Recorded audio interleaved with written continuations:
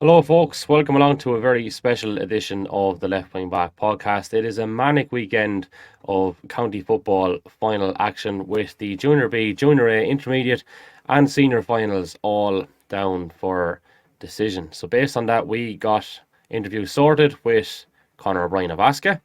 We have Simon Ray covering the Junior B and the Senior finals from Eire Og's point of view. We have Emmet Moran of the Fighting Cocks, James Doyle of St Mullins, Niall Gorman, the St Patrick's of Tullow selector, Shane Shock McGrath, the big man up front for Clonmore, and Tinryland manager Stephen O'Mara as well. A bumper weekend, and we just want to thank our sponsors once more: Conley's Top Line Hardware, Earth Spas, Scats Bounce and Castles, J&J Services, Seamus Burn Electrical, Talbot Fitness, Carlow, PFT Travel, the Arboretum in Loughlin Bridge, Railwheel Unlimited, and Carlow Electrical Services, of course. A bumper weekend of action, as you said. And just to give a shout out as well to the ladies' football finals taking place on Saturday at Netwatch Cullen Park, the intermediate at 12 between Kildavin, Clonegall and St Bridget's, and of course at 2 o'clock the senior final between Bennekerry, Tinryland and O'Loughlin. So the very best luck indeed to everyone involved in all the finals, both men's and women's, across the weekend. Turning our attention to the Junior B Football Championship final this weekend, Asca up against Eire Og. The man to the other side of the screen is, of course, Mr. Conor O'Brien. You're very welcome, Conor. Cheers. Thanks very much, Kevin. Thanks for having us. Well, sure, look, it's great to have you on. It's great to see Asca back in a final. It's, sure, I don't know, is it exactly 12 months, but it was last year you were in the final against St Mullins. It was quite the battle on the day. I've been following your progress, albeit from afar. I didn't get to see Asca during the Junior B Championship, but looking at results, definitely the form team, Conor. How has it been to play with these guys, I suppose, over the past few weeks, and how have you assessed it all? I suppose it's been good so far. I suppose before the championship, previously, the league was a bit of a minefield, I suppose, with teams kind of alternating up and down between Division 3 and Division 4. But we got a couple of good practice games in before the championship, and I suppose we hit the ground running then the first day against Finn, and we've kicked on from there. We've kind of built on each game, I suppose. It's easy to say, I guess it's looked easy for us, but it's been anything but. Clonmore laid down two serious challenges against us, but I suppose we came out on top in the two games. Aside from that, we seem to be moving fairly well. Everyone's fit and raring to go, I suppose, for Sunday, and we've had lads coming back from injury at the right time at the minute. Yeah, and that's what you want to do. Look, I know you played Tleshna in a practice match. You played O'Loughlin's second team in a practice match, and the guys up in Tleshna were very impressed with how you were moving at that particular time anyway. In relation to, I suppose, 12 months ago, how many guys have now ventured into the fold that have come through the underage ranks? I suppose we have 4 or 5. We've John Perry there. Obviously, he was in with the under-20s. He played, I think he was involved with the Carlow seniors then as well as a squad player. You have Andrew Vint and Mark O'Brien too came through. James Ingram, Alex Clifford, Killian Komitsky. There's a good few lads coming through there at the minute. I suppose you can see previously, where years ago we wouldn't have had an underage setup and we were struggling to kind of hold the junior team together.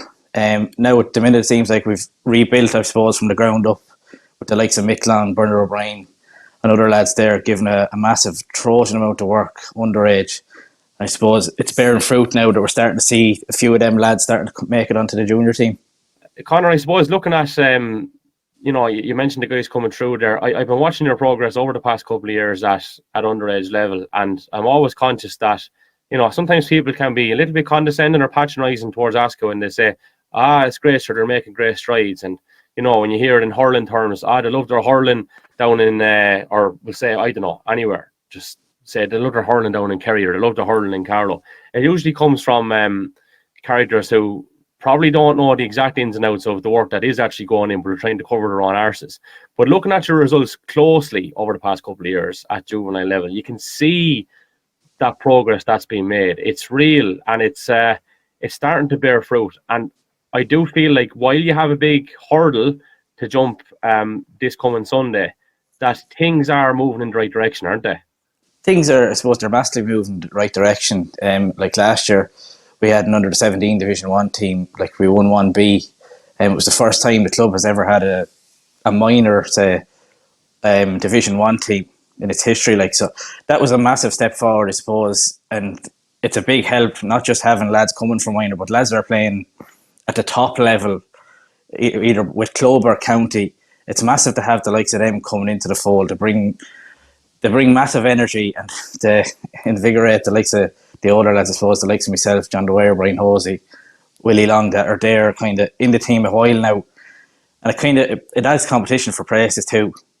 Mm-hmm. The other thing, Conor, to mention that, gets bandied about a little bit unfairly about Asca is that Asher, their players, they come in from Eire Og and they come in from Tinryland and they come in from the Blues. But a lot of people actually forget that you're Asca men through and through who had to go elsewhere because there wasn't a team there. Now you're back together. Would I be getting that fairly spot on? Because it is something that is kind of frustrating whenever it's bandied about. Yeah, I suppose when I was growing up, yeah, it's very true. When I was growing up, I suppose myself and John Dwyer have played football since we were 4 or 5 years of age together. But like, I remember playing Morris Nolan when I was about 6 years of age, standing in a corner, didn't know what to do with football. But then you had like the likes of us, then you have John Jackson, Brian Jackson. We all had to venture to the likes of Pal, Tinryland, Eire Og. You have Jimmy Phelan, Jack Phelan there as well.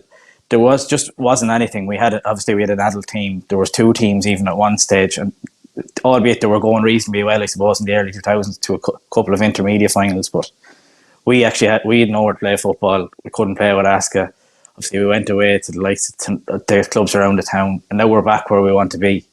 And to win Sunday and even moving forward, it's just great to be able to play with the club that we want to be playing with, our home club.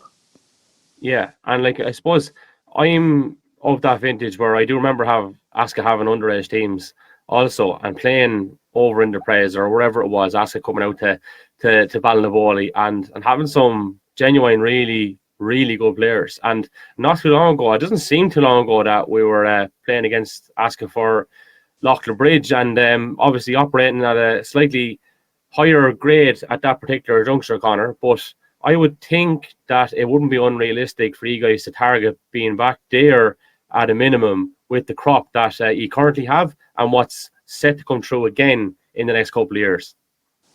Yeah, well, I suppose, obviously, every club, no more than Loughlin Bridge, like yourself, Kevin, you want to be optimistic and have a plan of where you want to go over the next 3, 4, 5 years. But I suppose, at the time being, I suppose you can only look at the next hurdle that's in front of you and hopefully, fingers crossed, all go well Sunday if we can get over that.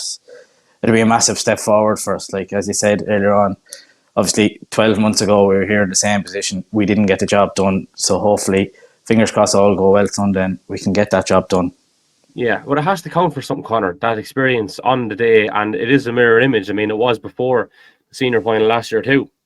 And on a slight tangent, it is great to see it before the senior final also, because it just gives that platform, it gives that experience of playing on these big days. And it's just reward for the efforts that yourselves and Eire Og have put in at that level too, that you get to play and be a part of county final day. But in terms of match day experience, it's got to count for something that you were there 12 months ago.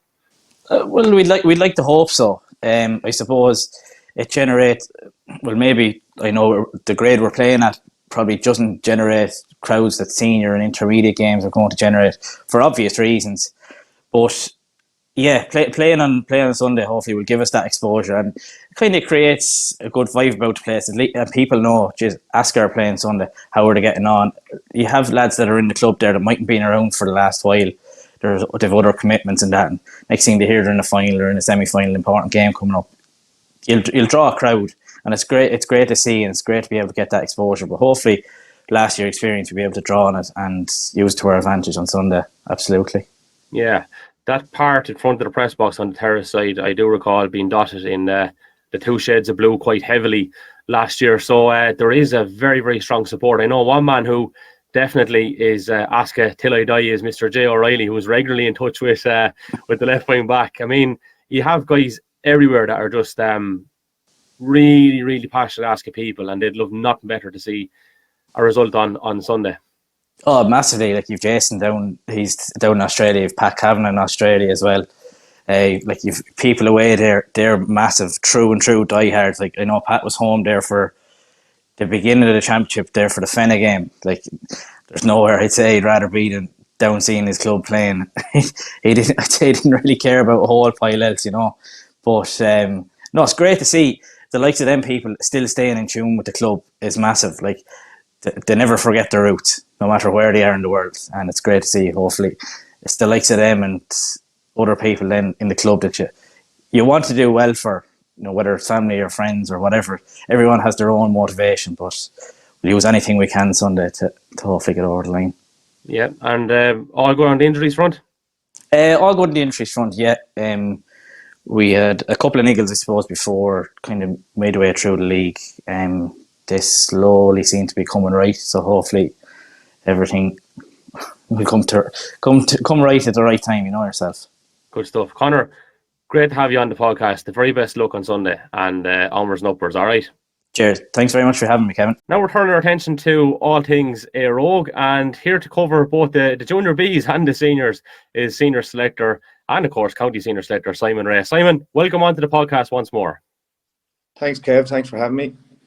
Listen, pleasure as always. I know it's a particularly busy week for yourself, and it's been a particularly busy year. So how does someone go from the mayhem of being involved in an inter-county setup straight into something that is nearly every bit as chaotic in terms of a club senior setup, which is not far off a county setup?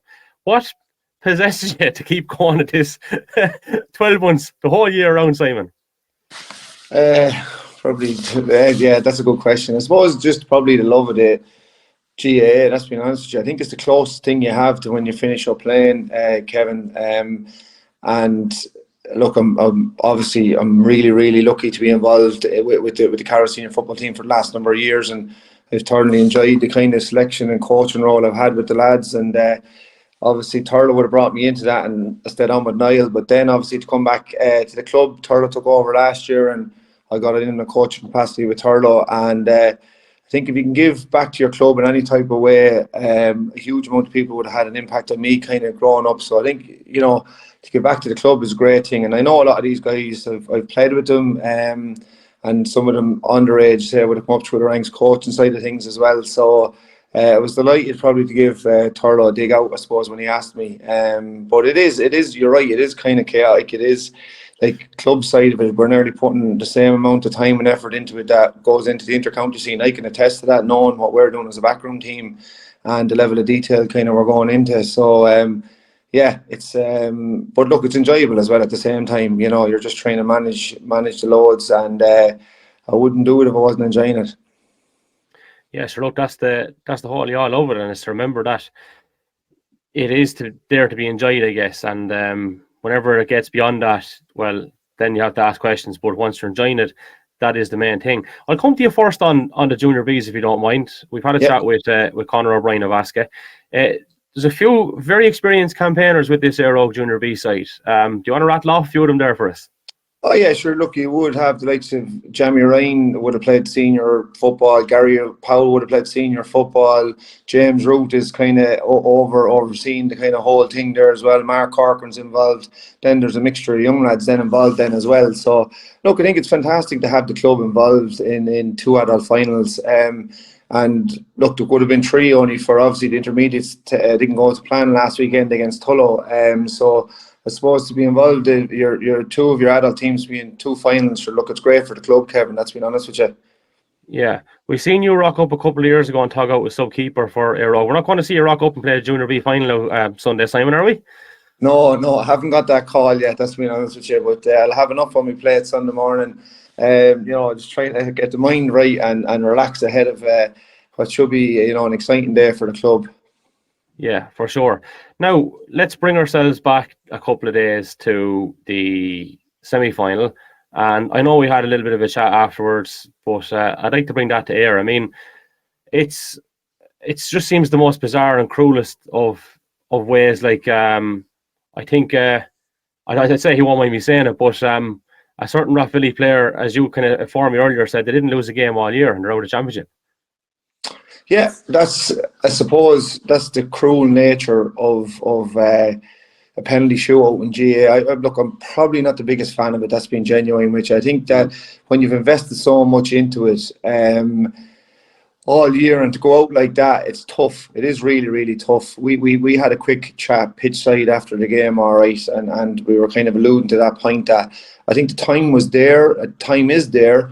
If you look to have an extra week between probably the semi-final, and even if the final went to a replay as well, you still have another week. Now, you'd only have a week to prepare maybe for a Leinster Championship game, the winners of it, but still, I think that's nearly enough, because as you like both teams say, we're in the situation the other day, lost the game, you've put a huge amount into the year, and to go out like that, and as you're right, like Rathvilly haven't lost the game all year, didn't lose the game, they lost the penalty shootout, and they're out of championship.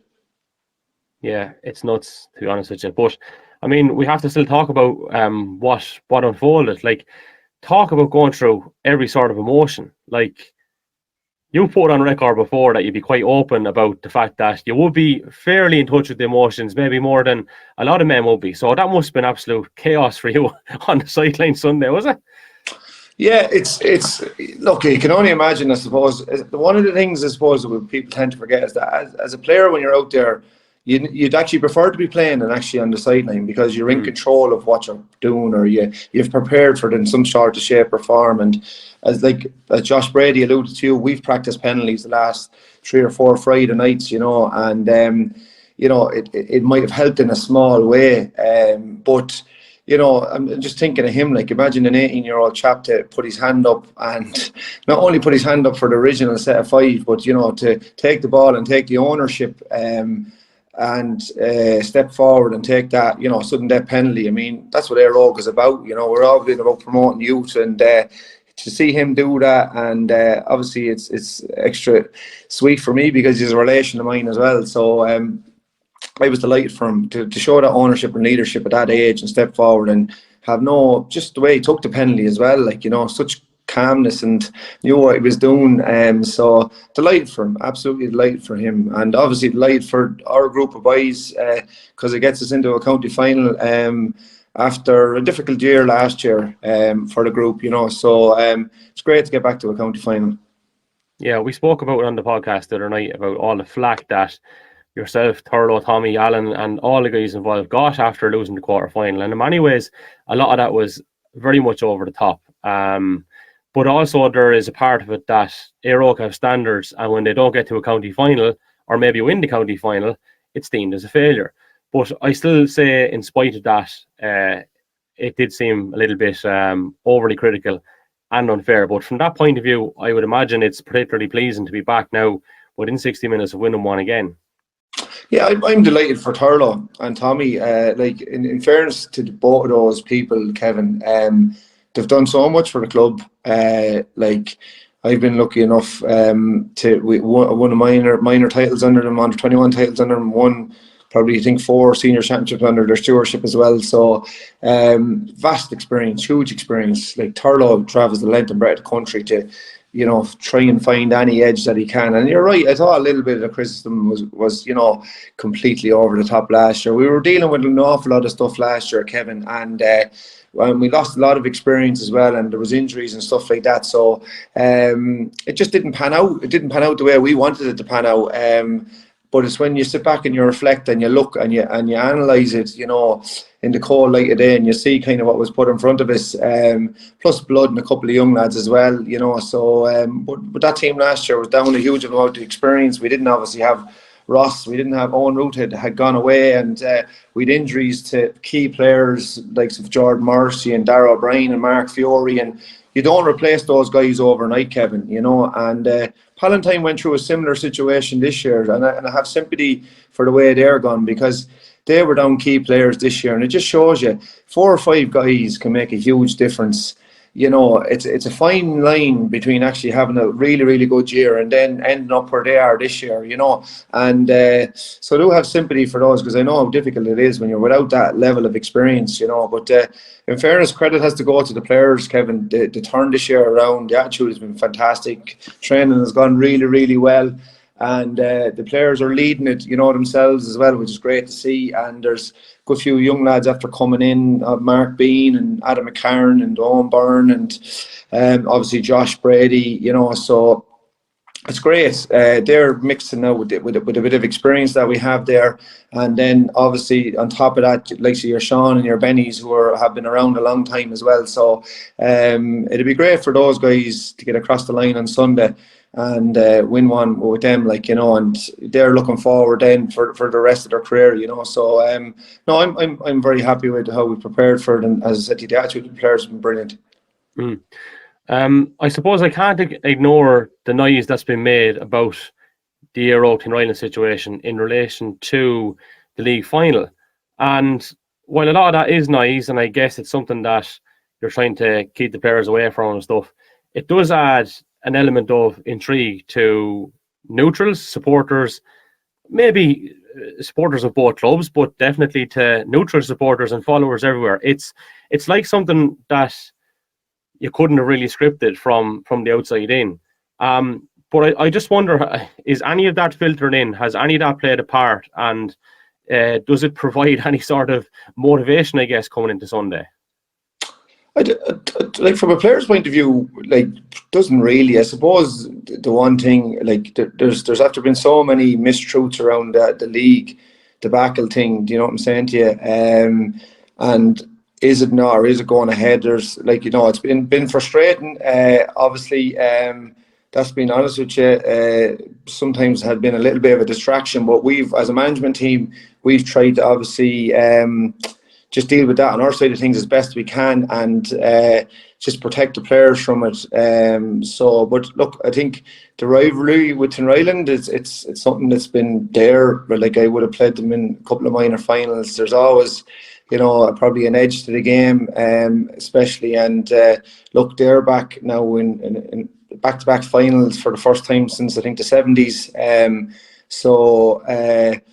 Yeah, look, they're going to bring their own thing to the game on Sunday. They're going to try and input their own way they want to do things on Sunday. And look, we'll be the same. We'll be going after a performance from us and trying to find areas where we think we can get at them. And that's what's going to be intriguing about the battle on Sunday.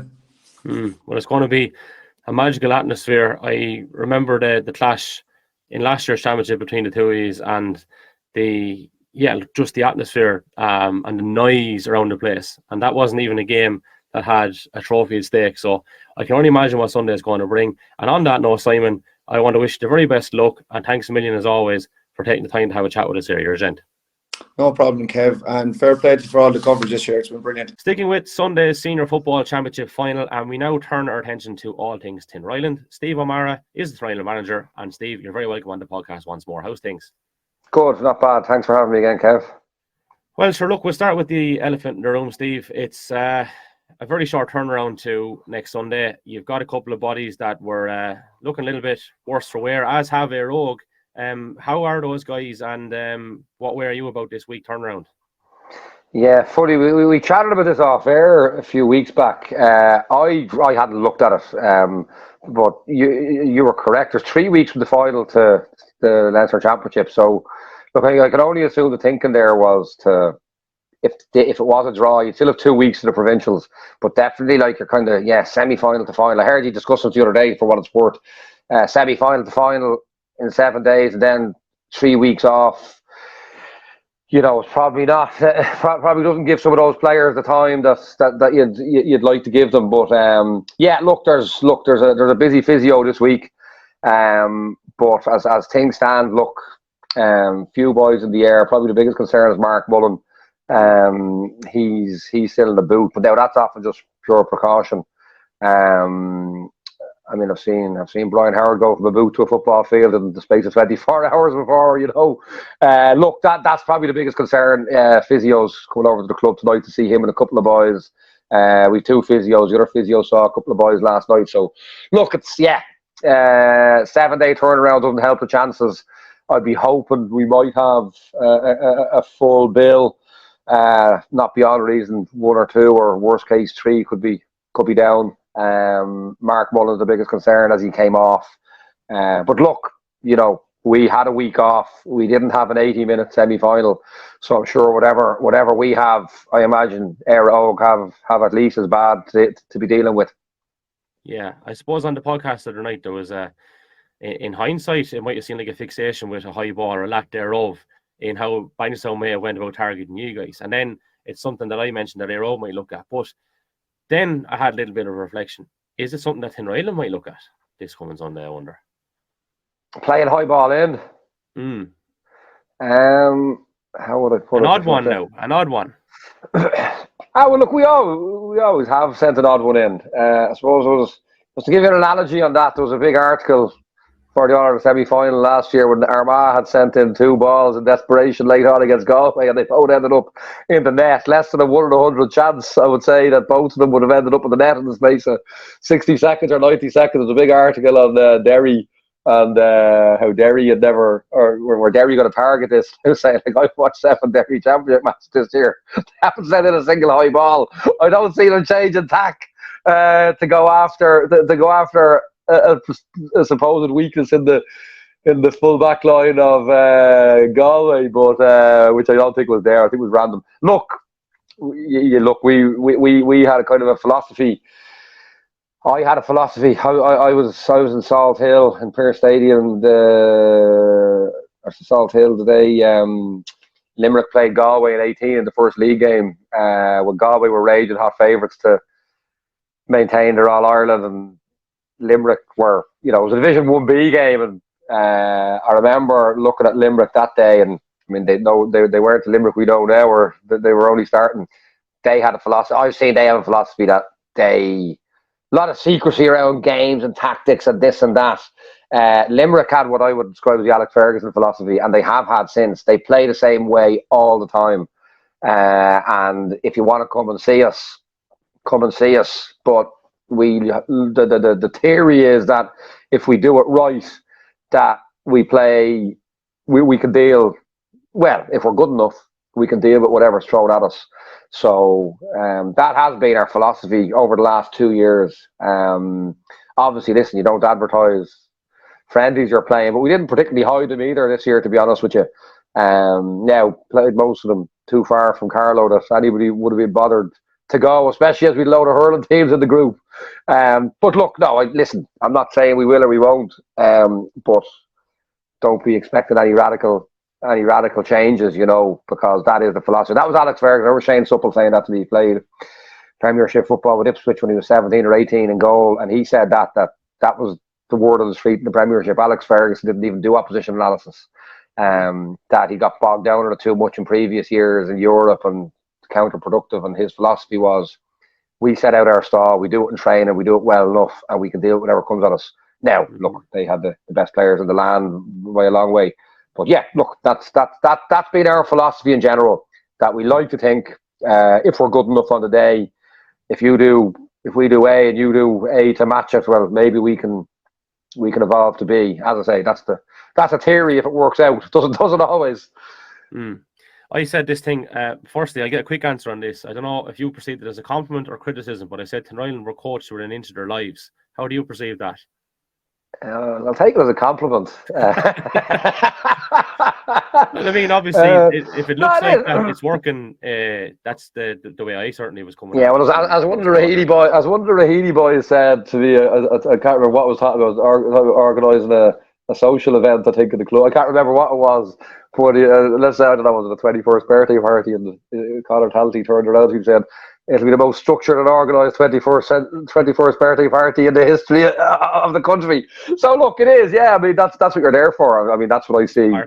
Yeah. And listen, don't get me wrong. There's still wriggle room for freedom within parameters of there's a parameter of foundations, and suppose like building a house, everyone builds foundations the same way, because if you don't, the house falls down. Then you can let the architect in to be as artistic as he wants. I suppose it depends how much wriggle room you give the architect. I suppose some would have more than others, but look, that's ultimately, it is. It's. I suppose even when you look at, I remember learned a lot reading Ruud Hullit's book, How to Watch Football, and like he'd be pointing out that the average punter watching doesn't see this, and I wouldn't see it because I'm not really a soccer tactician, not at a high level. I'd understand the foundations and the basics, but he was explaining plays that different teams did where like a guy hits a pass you think is just a pass, but it's actually the first pass of a forward pass play, or the intention of a forward pass play. And I thought that was fascinating watching it or reading it, and probably a bit of an eye-opener in that regard, that that's probably how we look at things as well. That a lot of the passes that might look like one-dimensional passes, it's often the first pass in a set play, an in-play set play.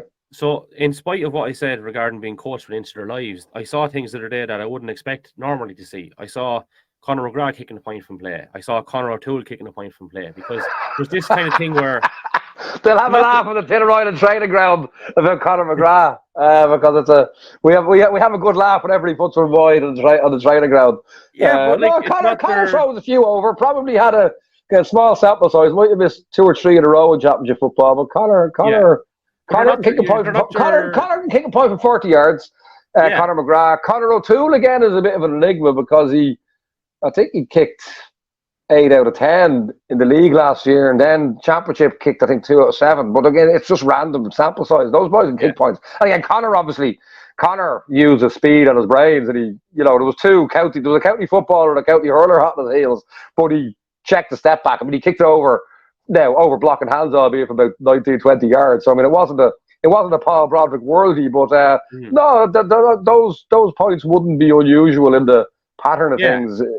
That's fair, but I suppose where I'm coming at it from is, and I don't know if you've ever done this as a coach, but I've certainly seen it a lot, where at training you might give someone a bib and you'll have shooter wrote on it, a marker, and that's the person that is shooting, unless common sense prevails, and that guy should have the shot because it's within his limits. So if I was to say to you, you have to put 2 bibs on your forwards to say shooter, I wouldn't think it would be Conor McGrath and Conor O'Toole, in spite of that. And it's not the fact that I don't believe they can score points, but there's a perception that you need to get the ball to D and Paul to get the shots off. And Danny Moran maybe to an extent as well. Long live that perception.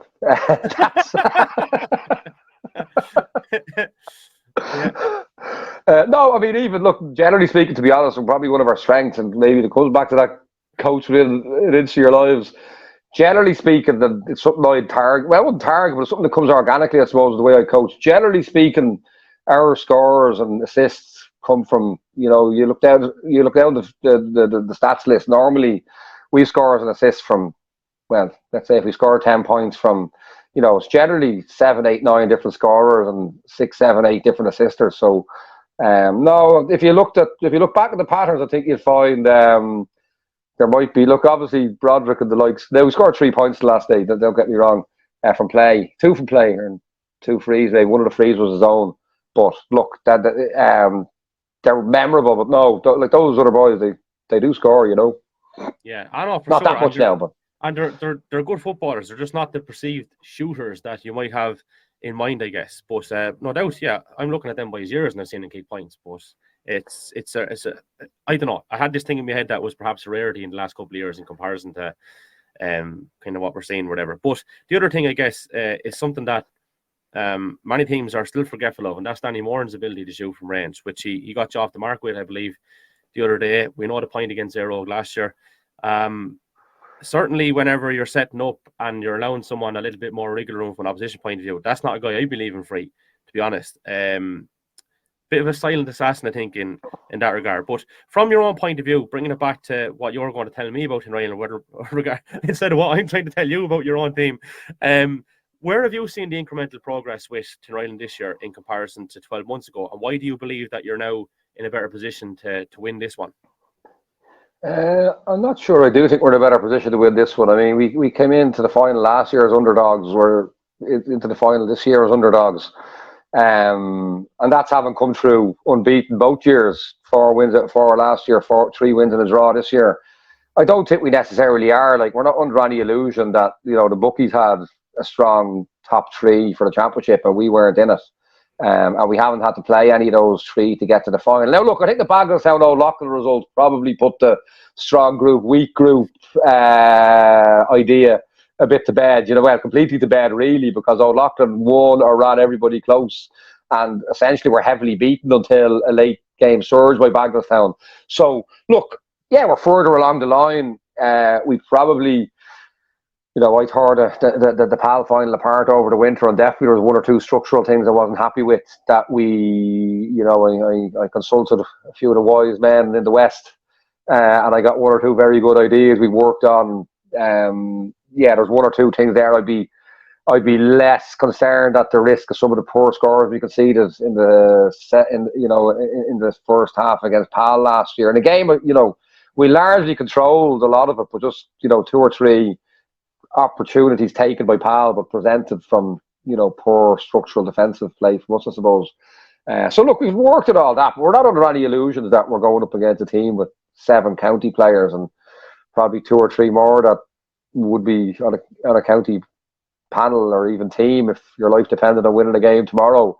They're just retired at this stage. So look, I don't know that we are. We don't know what we're. Every game is different. We're gonna, we trained. I saw Eire Og play Nave Martin from Louth, I think 5 or 6 weeks out from Championship last year. We trained for 6 weeks around that game, around what we'd seen. The week before the Ballinabranna game, we trained for a week around Ballinabranna, and then we went back to training for a week around Eire Og. It was again, talking about coaching and into your lives. I never operated a game like that. It was coached to how Eire Og play, and 1 or 2 key things fell in our favour. To think you'll come back with the same template against Eire Og a year down the road, who have evolved and are doing things differently, it's just not going to happen. And we haven't. I didn't see Eire Og. I didn't see the O'Loughlin game. I didn't see the second game. I didn't see the Pal game. I was at the Pal game. I didn't see the Rathvilly game. So obviously I saw the quarter final the last day, but it was a funny game. There were so many frees. It's kind of hard to analyse. Nearly every time the ball got inside the defensive arc, somebody was fouled, and I thought it was interesting because I often thought that it was Carlow referee and Dublin referee, and I thought I'm mental block David and John Hickey. It's David Hickey, wasn't it? David Hickey refereed the Eire Og game. He refereed that to me like a Dublin referee, whereas John is probably extremely consistent, but definitely more, lets a lot more hands on. But that second game I felt was refereed like a Dublin game, and there was a lot of frees. You couldn't really analyse it. So look, that's certainly something we don't have on our corner this year. We haven't trained explicitly for Eire Og. We're trying to do it now in the space of. But there was more lads hobbling around the field last night than there was on the field. So we Friday night at that, and we'll see what we can do with it. Yeah. Last question, Steve. I can't ignore the fanfare around. It's a fanfare. I suppose the way the fans are perceiving this week in terms of what happened with the league final debacle, and from a fan's point of view, it's adding an extra bit of spice to the whole thing, right? Does that spice sprinkle into your camp? Nah, not at all. Not at all. Look, there'll be a time for chatting about it again. Like, there's still cases. And when you say, I think you say the league final debacle that happened, the league final debacle that's happening, I still expect that there'll be a fixture for that. But no, not remotely. And I suppose the thing. Look, I'm not in Carlow at the moment. I was last year. I'm not in Carlow. I'm driving down every day or every training session, so I don't know. But we banned the L word there about the Tuesday before we played Rangers in the first game. The L word was banned, and it hasn't come up since. Look, as I said to you, I'll go, well, we get a bit of a run of the championship, and this is long forgotten in the scheme of things. Listen, it's gone that far down the road now. There's obviously a process that needs to be finished out, but in the scheme of things, it's not even a 95-5 in terms of the value of this Sunday. Look, as I say, the Carlow is funny. It's complete. As I said, I'd have run in with a gang in a 7-a-side Dublin ladies 5 years ago. Like, I haven't seen any of them since. I have. If I did, I wouldn't recognise them. They wouldn't recognise me. Carlow is different. Like, but when you look at Eire Og and Tinryland, like, there's, Paul Broderick's fiance is Eire Og. I actually think there's a really healthy rivalry there in general. And look, I coached. You have to remember, I coached 6 or 7 of those boys, and like, great lads. Like, you know what I mean? Like, Mark Fury, you couldn't meet a nicer fella. Colin Holt's is just great character. And huge time for him. And still have a bit of banter when I want to meet him. Like, Darragh O'Brien was one of the guys, just so diligent. Like, we beat Armagh the week before the National League in 2020. they came down for a bit of a confidence boost. We beat them. Darragh O'Brien, just the guy you'd bet your life on. And that was probably the highest, his best performance I ever saw that night. He gave, Jordan Morrissey, a warrior, So look, these are great lads. I had a huge time for these lads. No, absolutely go in now. You'd have a fear of them. Ross Dunphy. I was watching videos of him at 3:00 in the morning last night, which is why I'm here having me coffee. It's a traditional rivalry. I suppose Tinryland haven't upheld their part of the bargain maybe now for 25 or whatever amount of years. So that I think is great. It's great to have that traditional rivalry back in the final. But listen, it's as I said, look, maybe I came in maybe on a bit of a 3-year plan last year, even coming into championship semi-finals and final. There was still an element of how things are going to be next March. If you don't reward the fellas who've trained hard, we're going to have a training panel next February, March. But as I said to somebody yesterday, in terms of the game, like, there is no Monday. Like, it's for me, Monday doesn't exist. It's all about winning the game on Sunday, and nothing else matters. Good stuff. Well, listen, Steve, the very best of luck, and thanks for chatting to us. All right. Thanks, Kev. So now we turn our attention to the Junior A Football Championship final, and we're joined by Emmet Moran, captain of the Fighting Cocks. Emmet, you're very welcome. What's the story, lad? Cheers, Kev. Thanks for having me on the show.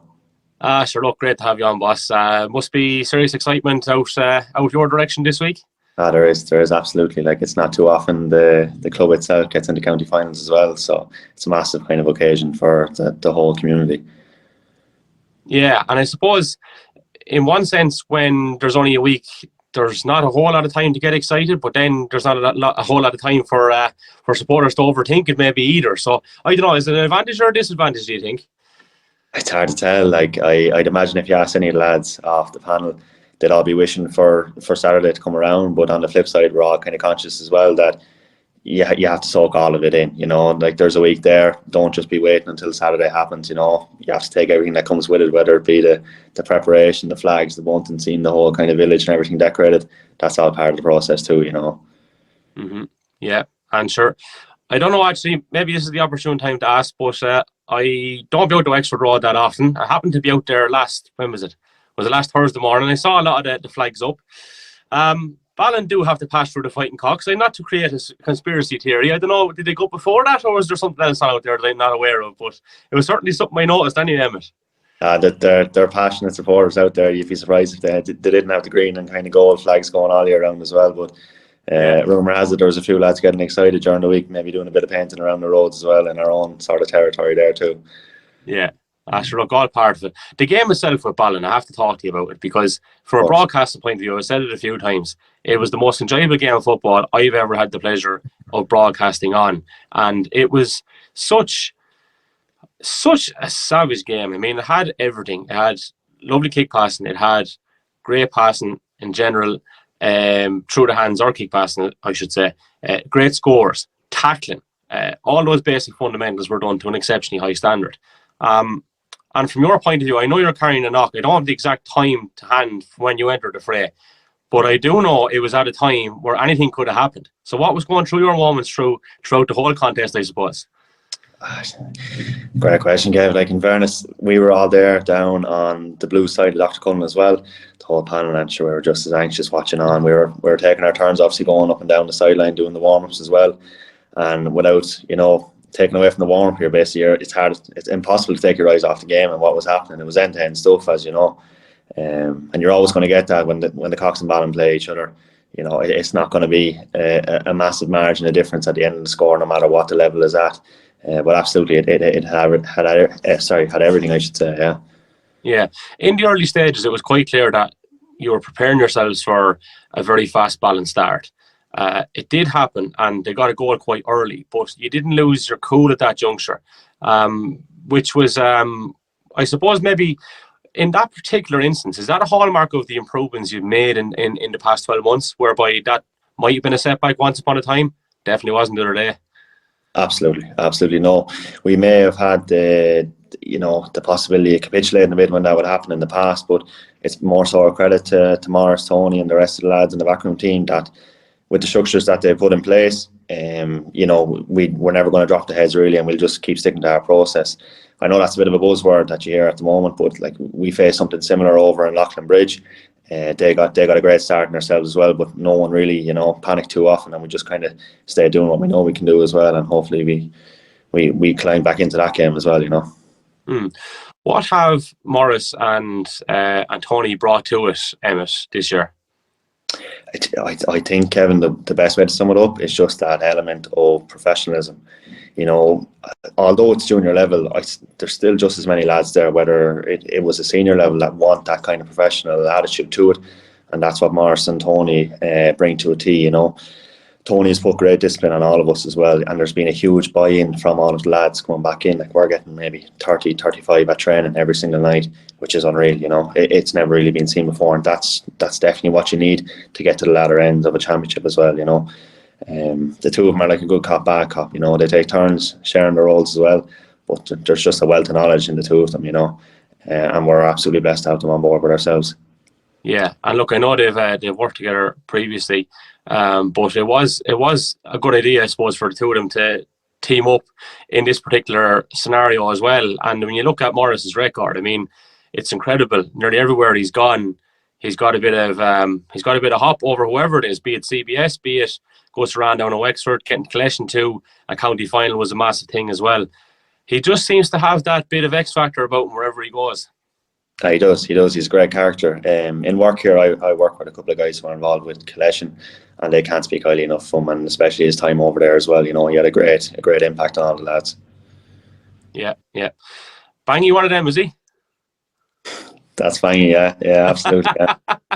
He's a good fella. He sure is. Tell him I was asking for him. I surely will. So, I suppose looking at Mullins then, what do you make of what they're doing? Are you surprised to see them in the final, and what sort of a threat do you think they pose? I'm not surprised at all, you know. Back-to-back promotions, going for a third, that's no mean feat. There's some serious footballers. I watched them a couple of times this year, and like there's some great footballers down there, and it's no surprise that they're back to a third county final in a row. So we'll definitely have to be very prepared for the challenge that they're going to bring themselves. Yeah, I mean, game on game, they just seem to be making those incremental improvements, and they're creating so many opportunities. I suppose they're, by their own admission, they've been quite wasteful at times, but they certainly have guys that can do a lot of damage, and it goes against everything that should be logical, in the sense that, like, you guys are training since probably December, January, February maybe? 16th of January we went back. Right, so these guys, okay, they have a lot of the S&C work done from a similar time frame, but in terms of picking up a football, it's probably only in the last 6 weeks. And there, you look at this game and you think to yourself, this is a real 50-50 contest. It is mad, but it's also probably a huge compliment that they're in a position that they have that depth of talent, I guess. No, it's incredible. It's incredible what to do, because obviously, look, football is maybe not a year-round focus for them. You know, they're seriously high achievers on the hurling front, that either playing for Carlow, representing Carlow at club or county level. But the fact that they can, you know, pick up a football within the last couple of weeks and go and do what they're doing, you know, that's crazy. And like you said there, they're obviously just getting better game on game as well, you know. So unfortunately, we have the task of getting them at maybe the last game in Carlow, but we'll have to see what that brings.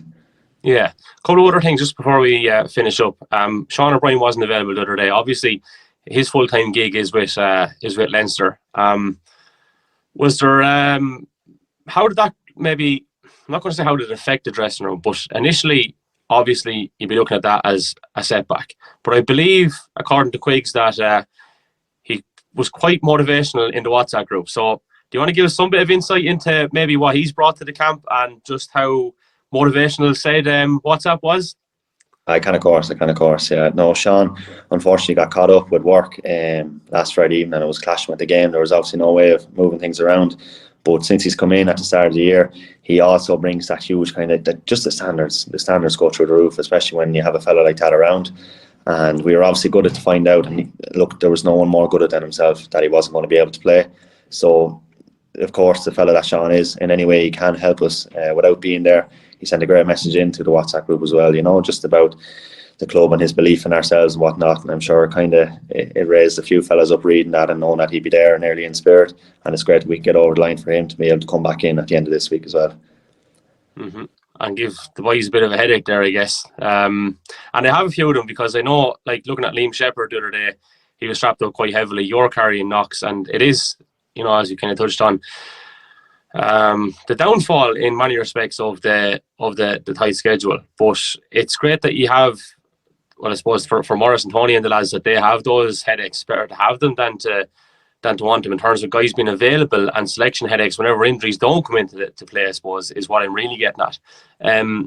So yeah, I mean, it's going to be a really, really interesting contest. It's very difficult to call. From your point of view, leading these guys, what does that mean to you? And the atmosphere around the dressing room must be pretty cool the last few weeks.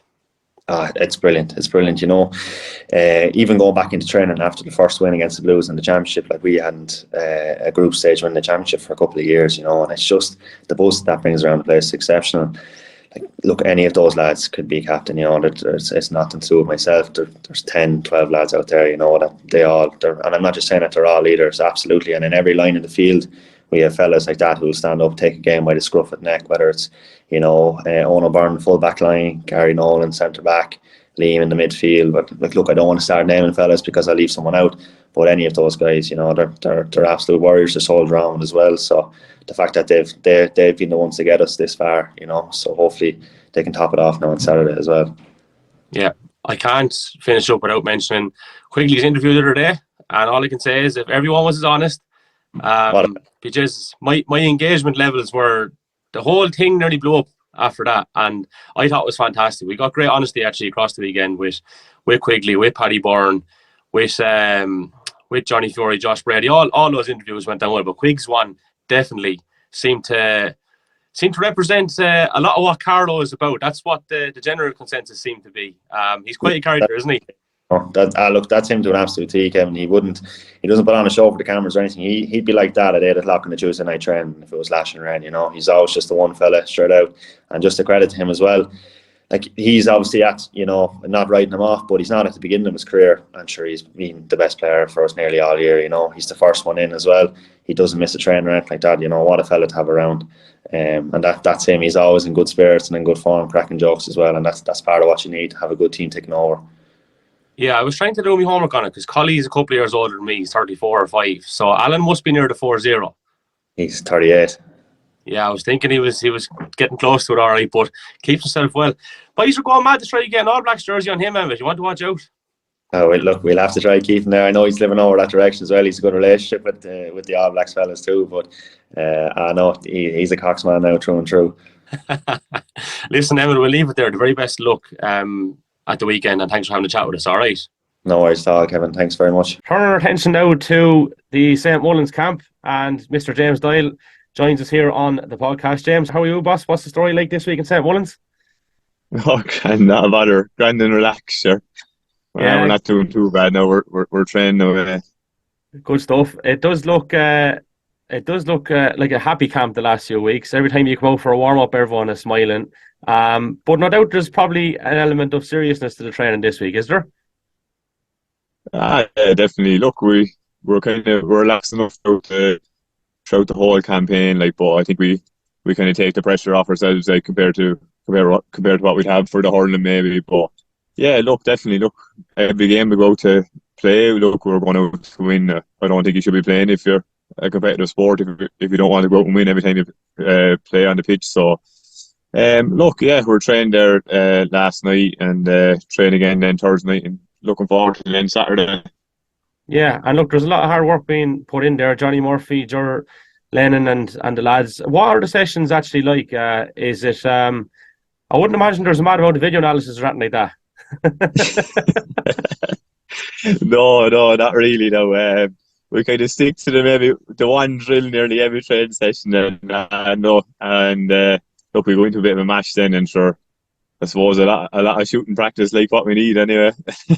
Yeah, and I suppose that is the one thing, James, isn't it, over the past few weeks where you could identify a little bit of work needed. And Jez, if you start putting away these chances, you'll be unstoppable altogether. Because I think definitely the last night it went into double figures in terms of the wise tally, but you're creating the chances. Like, that's the big thing, I suppose. Firstly, Yeah, look, I suppose that the fitness carried over from the hurling, which was a huge help to us. You kind of see there the last day, I think was it 20 minutes into the second half, did we only score a point or something? Like, we were leaving a lot of chances behind. Like, and lucky enough in the end that we got to 2 goals that kind of pushed us over the line. But yeah, if we can get the grasp on getting even half them scores that we're missing, that could be a huge help to us. So look, it all depends on the day. Some go very well, but some go very bad also. yeah. And can I just ask you about the week in between? Was the hurling final and going into round one? I wouldn't imagine you did a whole lot because like the result wasn't a pretty one. Yes, you've reversed it, but sure, Jez, the last thing you probably wanted to do at that point was see football, I guess, after that disappointment. Yeah. Yeah, look, I suppose it was a quick turnaround. I actually wasn't at that match myself, but yeah, look, there was very little done now going into that first game. Like, but look, we're improving every game, but you'd like to have a couple of weeks training before going into your first game, especially the likes of us that we haven't been playing much football over the years or anything.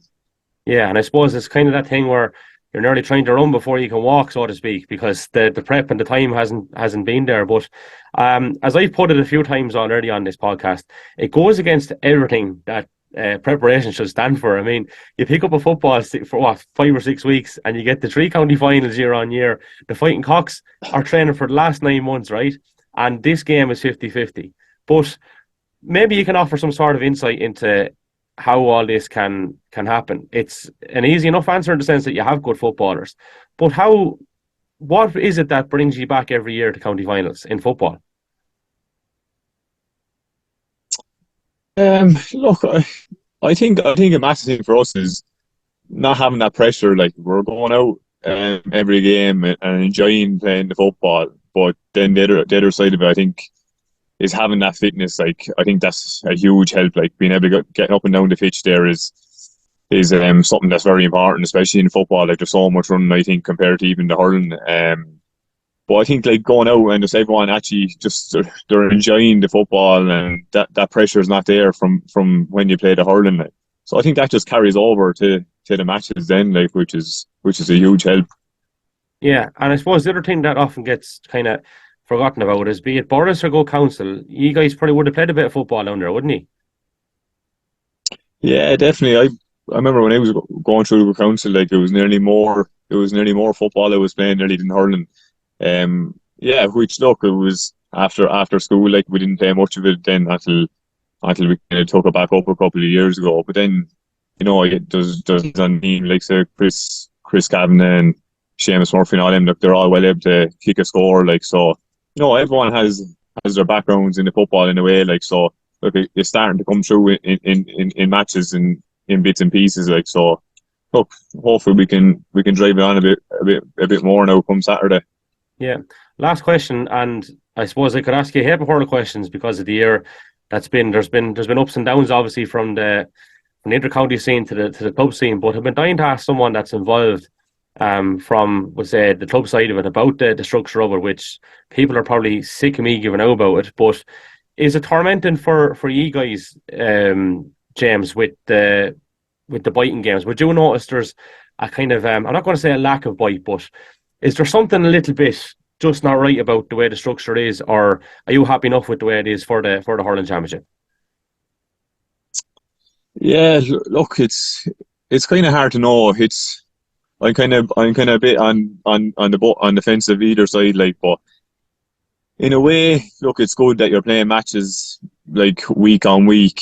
But then on the other side, if lads get injured, you could be gone for the whole year because the matches are coming around so quick. But look, this year we were lucky enough with. I know I didn't plan out the way we wanted to go, like, but we were lucky enough with injuries that we're able to stick out every game. But yeah, look, hard to know. As of now, I don't mind it. I kind of like that you're playing kind of match after match, but like that, if someone got injured, then that's where you're caught. And I think maybe it'd be no harm even if it was only a week break between games, which would benefit lads and give lads that little bit extra rest and between games then as well, which would be a massive benefit also. Yeah, I suppose it's the whole thing of like what you did. You won every group game, and you still, in theory, had as much to show for it as perhaps someone that might have won 2 games would say, for example, right? And I don't know, is that a fair system? Because how can you put someone in the same position that's won 5 out of 5 that has only won 2 out of 5? The reward, I would suggest, probably has to be a little bit greater from that point of view. And I would be saying this if it was Rangers or if it was Ballinkillen or Michael or whoever it was, because Rangers have been in your boat where they've won all their group games and I suppose haven't won a final as well, James. And that's probably where I'm coming at it from the structure point of view, where I don't know, is there an all-round fairness to it? But at the same time, when we saw a few teams, it's kind of one of those paradoxes, isn't it? Yeah. Look, to be honest with you, from your own kind of perspective, like I never did. I don't really look too much into it. Like, and look, at the end of the day, look, whether you only win 2 games or whether you win them all, like you're at the end of the day, like if you're good enough, like you should go out and be winning every game. Like, so, look, I don't really look too deep into these kind of things. I just kind of take it match by match and look and see how it goes. Like, you go every day to win every game that you play. Like, so, look, for me personally, I don't really look too deep into it and of the structure of how the championship goes. I just kind of go about with like I take everything in my stride, kind of. So yeah.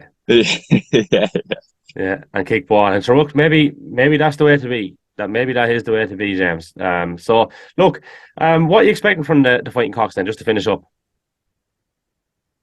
Yeah, it was actually only someone asked me that the other day. To be honest with you, I wouldn't know much about how to play football or the style of football to play or anything. But look, we just knew that we played Ballin there in one of the group games, and like Ballin were a very tough side. Like, and for them to get over them in the semi-final, like they have to be a good side. And look, we know that we're going to have to perform at our best if we're going to have to put it up to them. Like, look, I'd say the only person we know, sure everyone kind of knows that they have is Sean O'Brien, that plays from like, but so we have to try and stop him anyway.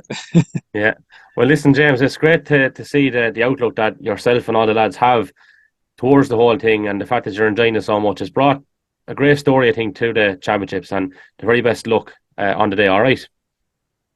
Yeah, no matter. Thanks a million, Kevin. Turning our attention now to the Intermediate Football Championship final, and I'm joined by St. Patrick's of Tullow selector Niall Gorman. Niall, you're no stranger to the podcast. We had you on the show before a couple of years ago when St. Patrick's were in a minor football championship final. The club was on the crest of a wave. You graduated to selection duties with the adult setup in the past couple of years, first with Mick Keogh and now, of course, with Alan Costello this year. So how has it all been going for you, sir? All going well, Kev, yeah. That minor team was 2 years ago, and I went up with Mick then the following year and just continued on with Alan this year, so I did, yeah. All going well over here at the moment. Yeah, sure. Look, the club's on a crest of a wave, really, and I suppose Mick has been, while Mick is no longer involved with St. Patrick's, he's been a very good asset to the left wing back setup, and we're delighted to have him on board. But he did some splendid work there before Alan came in, didn't he? Yeah, absolutely. Like, Mick set the foundations there a few years back. Mick was there for around 5 years, so like there's an awful lot of players that came through his hands within that 5 year. Standards. He drove standards. He put a different culture in. You know, it was time lads before Mick's time. Lads be coming training and they might show up 1 week and be gone for a month. And Mick came in, set a culture in. You're in or you're out, and then the standards start setting. And once he starts setting standards, the players start setting them standards. And all they wanted was higher standards.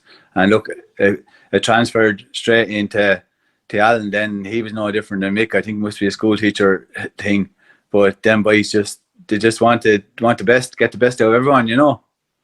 Yeah, for sure. And I suppose what has Alan brought to it then, in terms of what has he added to, and what way has he added it?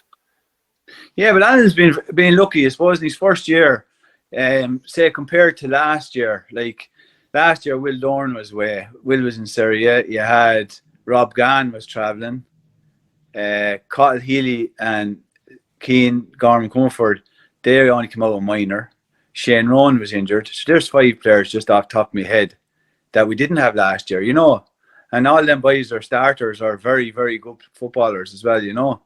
So Alan's been lucky. He's probably had a full pick of whoever's available to us, you know. And yeah, Alan, he's out. The league was a big thing. We were playing Division 1 in the league, like, and he really went for that. Like last year we played Division 1, but as I was saying, we hadn't the full complement. This year we had a full complement, and then we were able to compete in Division 1 this year in the league. Got to a league semi-final, Division 1 league semi-final. I think it was the first time in 40 years Tullow got to a league semi-final in Division 1, you know. Yeah, and that is so important, and it's one of the reasons why I'm a big advocate of having a meaningful league structure. And I suppose St. Patrick's identified something that they could benefit from in the past couple of years by going and playing Division 1. I'd have no doubt that that's really stood to you, and it's pretty evident in your performances thus far. You've been really impressive. Yeah, well, like Division 1, instead of going looking for practice matches or whatever, you know, you're playing Division 1 teams like Rathvilly, Eire Og, Bagnallstown, you know, Tinryland. We played Tinryland in the league semi-final, like, you know, and like sure that was in the county ground. Sure, what else would you want to only be playing the county ground? It was a lovely Sunday in May, like, you know. Now saying that 2 days before we had to play Fenna, I don't know what the rush was. I was playing Tinryland that Sunday, and the league final hasn't been played yet. So yeah, it is mad, and that is still ongoing, of course, and it's a big talking point over the past couple of months. But I suppose from St. Patrick's journey, I mean, you've been very kind with the information that you provided to us via a third party. You can name him if you want, Niall, while I'm going through this. But I do know, you know, say over the past 20 years odd, you went from going up senior in 02 to kind of going back down maybe a year later, coming up then in 06. You held your own for a good 4 or 5 years, back down to intermediate in 2011, and then fell foul to the restructuring. So St. Patrick's never got relegated to Junior A, just like Loughlin Bridge never got relegated to Junior A. But as Loughlin Bridge have found as well, it's quite difficult to get out of. So you were down there for quite some time, and it's a nice little, I suppose, segue into a separate point whereby you look at Clonmore. They've just come out of junior, and now they're in the intermediate final like yourselves. You're both relatively new to it. So the hardest thing is nearly to get out of that junior, and then you have a little bit of momentum and you have a little bit more of a chance of getting a double bounce. And that's why this particular game is so important, isn't it? yeah, absolutely. Like that junior is like a poison chalice, you know, because no matter who comes down, like even this year you have the relegation final there now, Kilbride and Michael, like if they go back junior next year, you know, like they're another team, that a big team that take beating in it as well. Like, so it's like the intermediate used to be years ago in my eyes, you know. The junior is as hard as the intermediate to get out now, you know. Yeah, it sure is, man. Like, looking objectively at everything, I felt from day dot, I suppose, that St. Patrick's and Clonmore were the two most impressive teams that I saw throughout the course of this championship, which has been fantastic, of course. I mean, they're a serious side, you're a serious side. I'm expecting a serious game. But what would you see as something that you would need to try and maybe minimise or nullify from their point of view in order to try and make sure that St. Patrick's are successful? Yeah, sure. Like Clonmore, serious outfit. You know, they're well drilled. You know, that Garrigan's over there with them, and I'm not sure the other chap's names from Bottinglass as well. But like Kieran Walsh, yeah. Kieran Walsh. But like last year, like in the junior, sure, they got to a Leinster final, or was it Leinster's final or semi-final? Semi, I think, yeah. Semi-final. But like they were serious tight, and like they were so unfortunate. You look at the year Clonmore got relegated, they could have been in. I think Eire Og won the intermediate that year. They bet Clonmore by a point. It was in Tullow, and Clonmore got relegated. And Eire Og went on and won it. You know, so that just shows you. Like, so in fairness to them, they bounced back straight away. But for us, we just have to. I suppose we just have to mind our own game, and keep our own house in shape and let everything happen on the day. You know what I mean? You're very well coached, Niall, in fairness, in terms of like how you defend and how you get from A to B. That seems to be something that you've really worked on and have been impressive whenever that happens. Yeah, well, look, I suppose that was the joys of playing in Division 1. If you weren't set up right, you're going to get hurt. And I remember actually last year we went down to O'Loughlin, the first game in Division 1, and yeah, grand. We kicked 15 points. O'Loughlin kicked 6-10. So it was 16 scores to 15, but we were just wide open. And that just shows you that when you're in Division 1, you have to learn quick. And that's what we brought with us through the year, you know. So that's that incremental progress that I always kind of talk about. So it's going to be, it's going to be very interesting indeed. It's obviously on Saturday. And Niall, I wish you the very best luck and thanks for having a chat with us here. All right. Thanks, Kev. Sticking with the Intermediate Football Championship final and turning our attention to Clonmore, and delighted to be joined by Shane McGrath, better known as Shock. You're very welcome, sir. Cheers, Kevin. Thanks a million. You know what the first question is going to be? Where did this nickname come out of? Shock. Jesus, that's going years. Going on. So, yeah, since about 5 or 6, I think. So it's stuck anyway. Yeah. Do you want to tell us how it stuck or who gave it to you? I think my brother gave it to me years ago. When I used to be playing soccer, he used to rub me hair and let me score a few goals, and I came from then he used to give me the shock. That's where I came from. Yeah, well, look, I actually thought it was going to be a somewhat tastier story. Not to be doing you a disservice now, but I thought it was. I said, Jesus, I've heard nicknames down through the years. Shock is definitely a rare one. But like, I mean, it's sure it's become nearly your first name at this stage. It's not many people know you as Shane. Yeah. The first thing that strikes me, lad, when it comes to this particular final and your involvement with Clonmore, I would say, in the adult ranks, I would say, are you about 12 years playing adult football, and you're probably, what are you, 29? Yeah, that's bang on, yeah. My first year, actually, we were in the intermediate final again, Bagnallstown. I would have been 17. So that was the last. So that's 2011, is it, yeah? Yeah, 2011, yeah. That's mad. So, like, that's when a 17-year-old, I suppose, could play adult football. You're a first-year minor playing. So, like, that was a fair introduction at the time. Like, I mean, you hadn't time to settle into it, and it was physical stuff then, like. Oh, it just was, yeah. It was physical. Yeah, so that's how long it is now since our last final. So, hopefully we can go a step further now this year. Yeah, and look, I suppose in relation to what's been going on over the past couple of years, I mean, the last 2 or 3 years have been nuts. I mean, you're kicking a ball away from, the knockout stages of an intermediate championship, and literally that kick of the ball puts you into a relegation final. You drop down, like the 2 games against Loughlin last year, the first one in particular. I mean, you were so close to letting that slip, and now look at the rise you've had since. Like, yeah, well, that's it. Like, it could have just been as easy as playing junior this year, and seeing that now, look what happened to Loughlin Bridge. Like, when you get your chance, you kind of have to take it, because you've no given right of going straight up. Like, it's tough to get over any of them levels, whether it's junior, intermediate, or whatever. Yeah. It's tough to get up. And if you look at yourselves and St. Patrick's, I mean, it's not too dissimilar in terms of the trajectory. Like, they're not too long up, you're just up, and when you have that momentum, it's important to strike while the iron is hot, and that's what I think makes this so intriguing, lad. It's a really, really tasty final, like, from that point of view. Yeah, like, there's it's 2 young teams, and it's 2 footballing teams. Like, we're, like, they've a mixture of youth and experience as well. Like, we have Croc, and then they have like Shane Rowan and as well. Like, so it'll be the makings of a good match. Yeah, I'd say so. And I mean, from the get-go, Shock, it looked like you were the 2 teams that had a bit about you. But by the same token, if we were to rewind back a few days, like, Grange really put you to the pin in your collar, didn't they? Yeah, but Grange are a very good team. Like, there's every one of them, the players that's named on that team, you can say good things football-wise. Like, they're a talented bunch, like.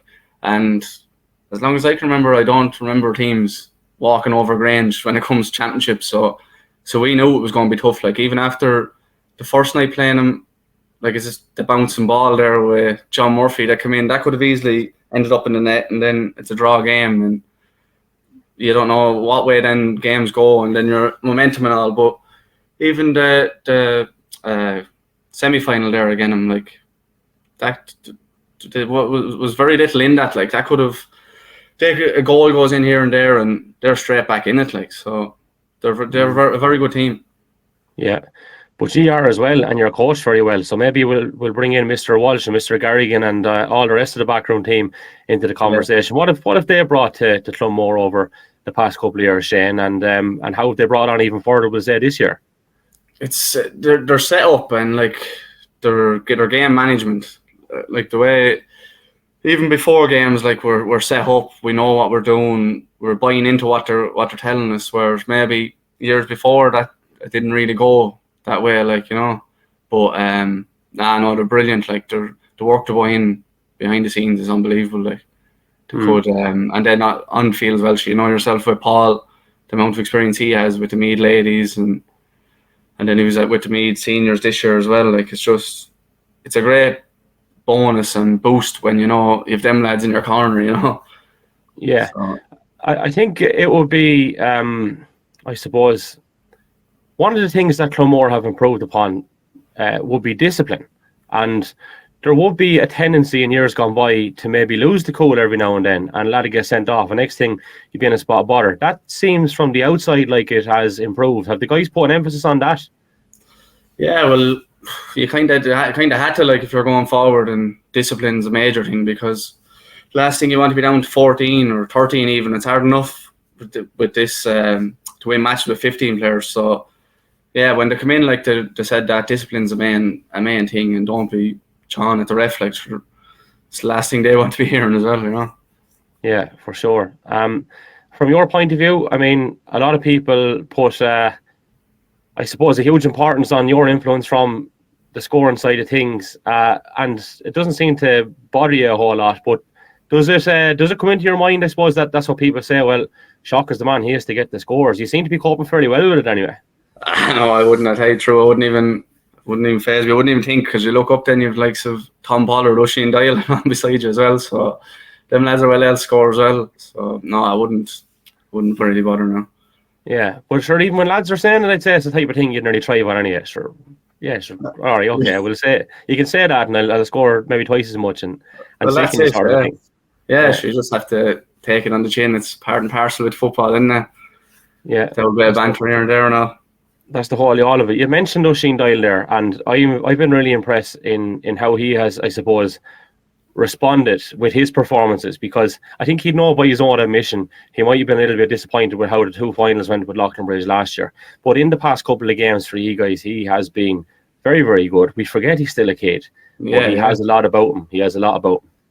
No, but like even the two games with Loughlin, he was a bit under par, but sure, a lot of us were, you know. So, but like then you take, like, he is any young, like he's still very, very young. And then this year he's after coming on, like he was out, I think, for most of the league or all the league with an injury, and then he came back and he had to work his way back into the team. Like, you know, he didn't just walk straight back into the team. So I'd say that was kind of a wake up call as well. And thankfully for us, he's after taking on board. Another man who's been prominent this year is Owen Coleman, and I know a couple of years back, very much shooting the lights out with Junior C, but he shoots the lights out no matter what level he's playing at. He brings great experience, great man to get a goal, and he's a great man to let the opponent know about it as well. Surely that, I know, he'd let you know about it. No, but you're like, even there, Coleman coming in off the bench, like the experience he has, not even in Carlow, like Wicklow, he's won championships. He's, you know, like he's well experienced, and he knows where the goals is. He seems to keep popping up, so hopefully he can do the same now this weekend. Yeah. In relation to St. Patrick's and what they've done, I guess, I mean, we know the tangible progress they've made, but they do seem to have kicked it on a little bit this year. You've played them already. How impressed have you been, I suppose, of what they've been doing? Look, they've been brilliant all year round. Like, even when they were playing senior league, they were good in that as well. Like, and then the championship, did a massive win against Michael, and then Grange, the battle through the match with Grange, that was always going to be tough, like a derby match. And then the game with us, like I wouldn't take too much out of that game with us. Like I know there was 6 or 7 points in it, but like the start we got, I don't think we'll be getting that start again for some reason. So I wouldn't be taking too much out of that game with us. Like this game at the weekend now will be a totally different game. So we need to just step it up another gear as well. Hopefully it's a good match. And lastly, I suppose with the quick turnaround, I mean, are you a fan? Would you rather probably another week? And what's, I suppose, I can't say what's the thoughts of the supporters, but I think as a supporter in general, you probably would like 2 weeks to get the whole thing going around the area and build up. I mean, it's fairly frantic, and from the players' point of view, if you pick up a bit of a knock, like, geez, you're going to be struggling. Yeah, like it's exactly what you said there. Like, look, the week turnaround, both teams have to deal with it. So, you know, you can't do anything about it. But 2 weeks, like, it should be really, like, if a lad picks up just a dead leg, even a week's not enough. We're 2 weeks with a dead leg, you'd be nearly back, you know, or even if you're sick or anything, like, you know, it's just a week's just it's too quick. And then for the community, like, getting up a bit of bunting and stuff for finals, a bit of banter going and all, like, it's just before you know it, the week's over and you're back in, you know. So maybe the 2 weeks will be better, I suppose. Yeah. Mm-hmm. Well, listen, Shane, we'll leave it at that. The very best luck, and thanks for having a chat with us here on the podcast. All right. Cheers, thanks a million, Kevin. Fair play to you.